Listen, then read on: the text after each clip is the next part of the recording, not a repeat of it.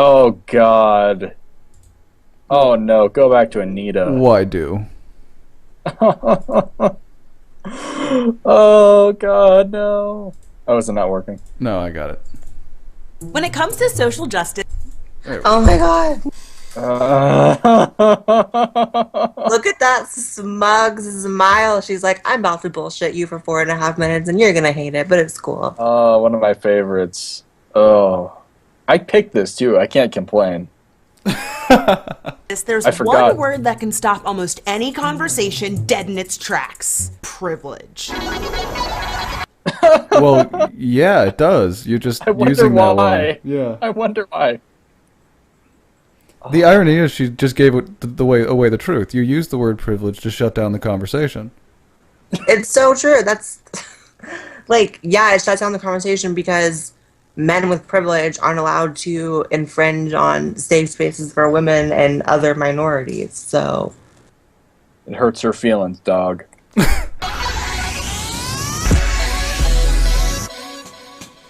If you've ever stumbled into a conversation about racism, you've probably heard Nobody does that.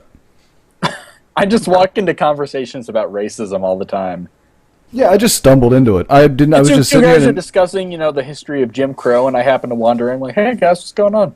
Oh yeah, we're discussing the history of black oppression in the United States. And I would like to chime in. Oh, yeah, about that.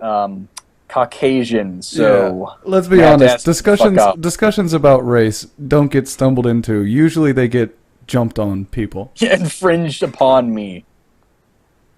The phrase white privilege, which has been ruffling feathers since the phrase became commonplace in the 1960s. The concept of privilege isn't limited to race.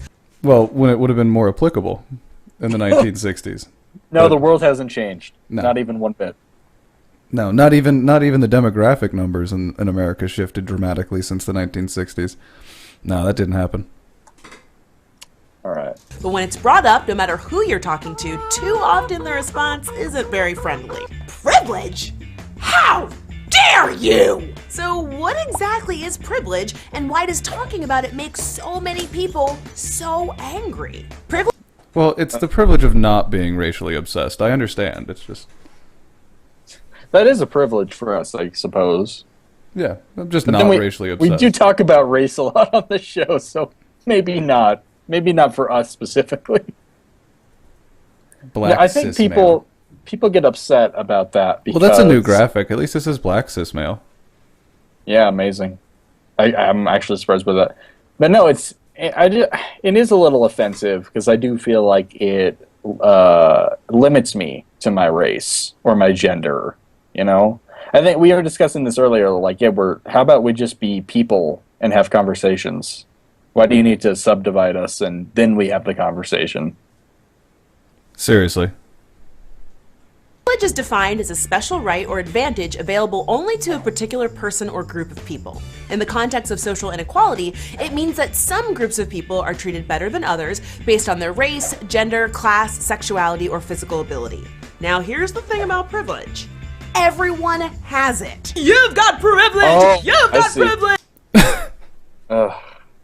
So basically, that's her way of saying, we've seen a lot of people do that. Basically, I am exempt from taking advantage of the privileges I don't have because I do have privilege. It's kind of like I acknowledge some of my sins so then I can get away with stuff later on.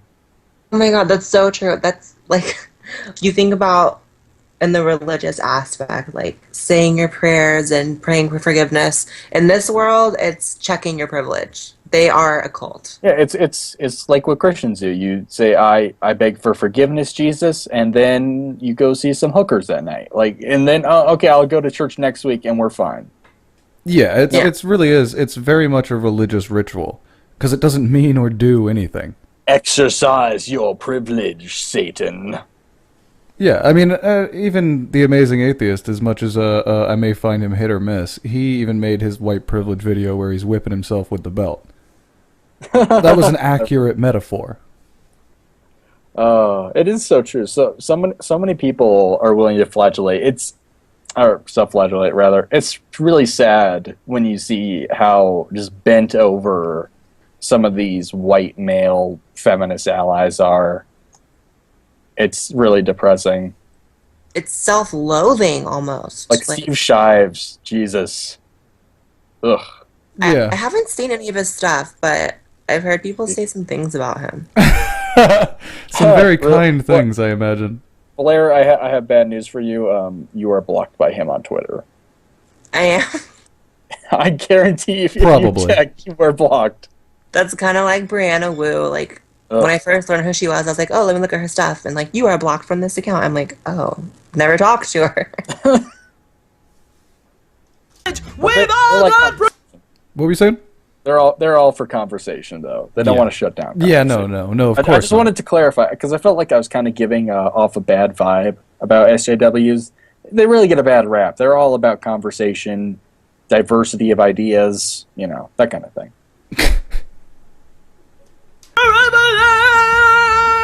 So, for example, as an able-bodied person, I've never struggled to find a bathroom that I can comfortably access, or gone out to lunch with friends to only realize that I can't find a parking spot to get into the restaurant, or even fit through the door.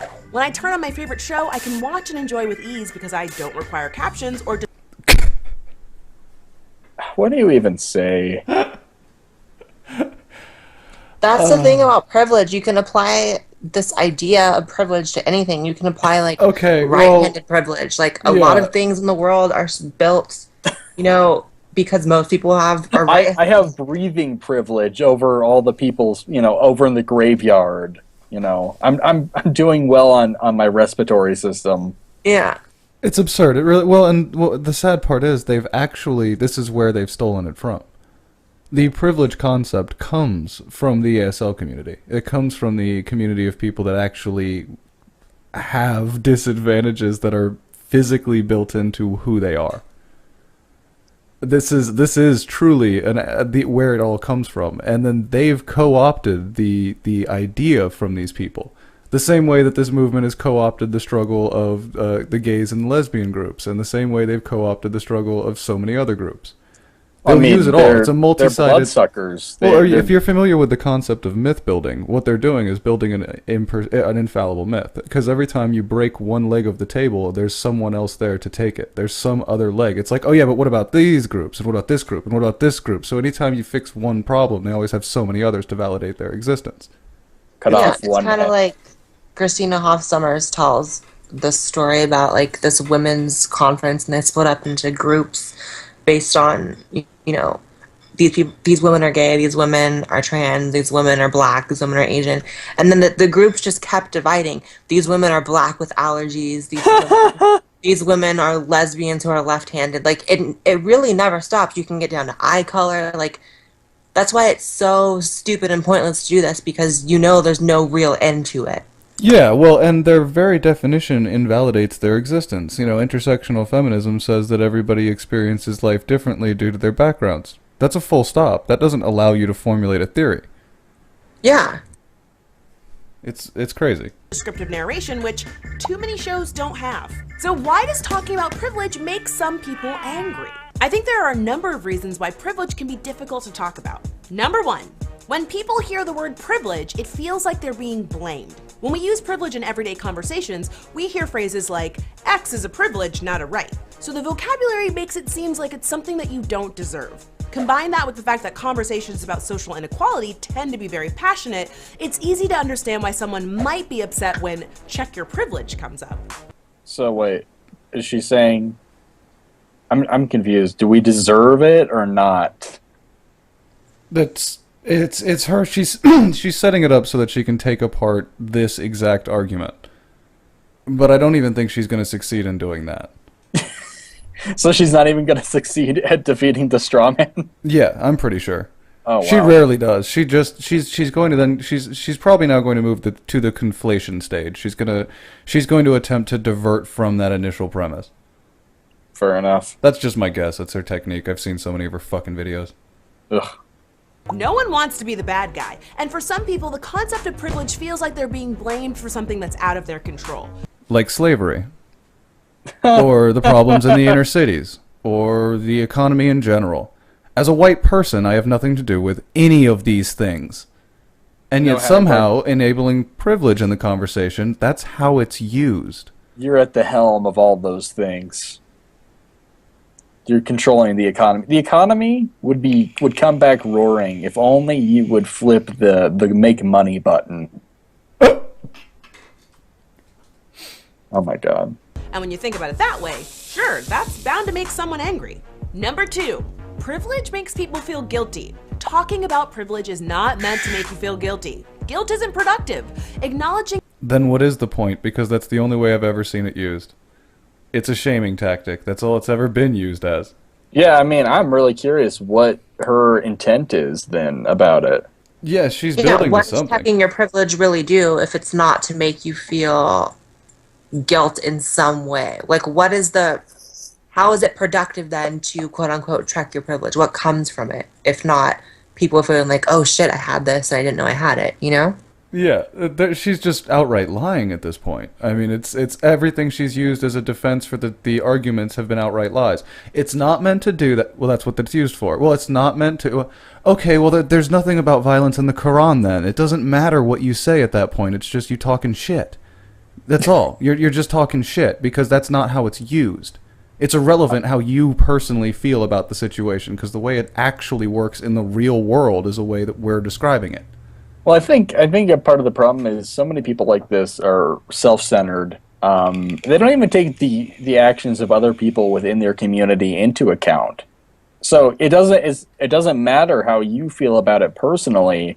Everyone else of your ilk has used it for the exact reasons you said it's not supposed to be used. So how about you correct that first before trying to impose it on the rest of us? I think that'd be more productive. It's just as bad and you as can always find someone with like more quote unquote privilege than you. There was this one YouTuber, Cat Black, and she did a post about me. And I'm like, okay. Jesus Christ. She made a Facebook post about me and how I'm like problematic, and adorable. we actually go like way back. Like we were in this Facebook group like 3-4 years ago before she was even on YouTube, and she made a post about me, and I got into an argument with one of the girls who was posting on there, and she was also trans, and she said, "This is why I don't like white trans women. You guys just suck up to white cis males and you want to suck their dicks." And I was like, "What are you talking about?" Yeah, that's on your Twitter. And I was like, "Girl, we're both trans. Like, we're both living the life. Like, calm down." She's like, "No, I'm a trans woman of color." And I was like, okay. And she was like, "Also, I'm disabled, and you're the reason why I can't get my disability money." I'm like, what? It was crazy. In what way is she disabled? Maybe I mean, I would assume mentally, but maybe she had a physical disability as well. I don't know. I would assume mentally myself, but I've actually made videos about her. That's why I'm curious. I don't care. She's a lunatic. Yeah, I think we could move on if you want, Hagbard. I don't think I can take this. Fuck no.